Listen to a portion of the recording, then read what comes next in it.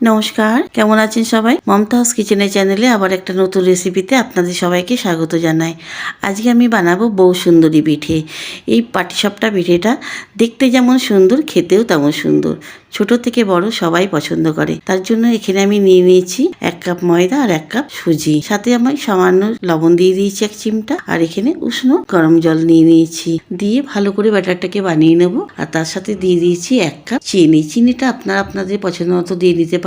তারপরে কিছুটা আমি বাটির মধ্যে আমি আলাদা করে তুলে নিয়ে তাতে একটুখানি কালার ফুটে দিয়ে দেবো, অরেঞ্জ কালারের। আর কালারটাও আপনারা আপনাদের পছন্দ মতো কালার দিতে পারেন, গ্রিন কালার, যে কোনো কালার। আমি এখানে অরেঞ্জ কালার দিয়ে দিচ্ছি। আর এই বউ সুন্দরী পিঠেটা বানানোর জন্য এখানে একটা পুর বানিয়ে নেব। পুরটা আমি দুধ দিয়ে দিয়েছি, তার মধ্যে একটুখানি 2 চামচ মতো আমি মিল্ক পাউডার দিয়েছি। আর তাতে এখানে ফ্রেশ আমি কোকোনাট দিয়েছি, নারকেলটা ফ্রেশ নারকেল হোক ইয়া পাউডার নারকেল হোক, যে কোনো একটা দিলেই হলো। আর এখানে ভালো করে আমি পুরটাকে বানিয়ে নিলাম।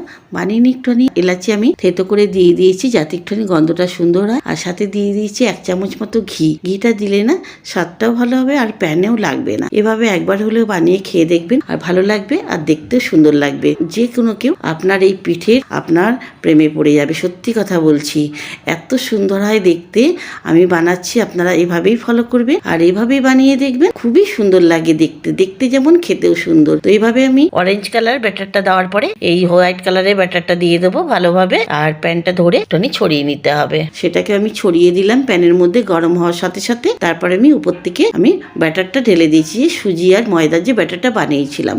আর নারকেলের পুরটাও আমি বানিয়ে রেখেছিলাম, পুরটাকেও আমি এভাবে সাজিয়ে আমি দিয়ে দিলাম সাথে। আর এভাবে আস্তে করে আলতো করে আমি চারিদিকে একটুখানি বেশ আমি ছাড়িয়ে নেব। তারপরে এভাবে উল্টে নেব। দেখুন কি সুন্দর লাগছে দেখতে, তাই না? এভাবে আস্তে আস্তে উল্টে নেবেন যাতে না ভাঙে।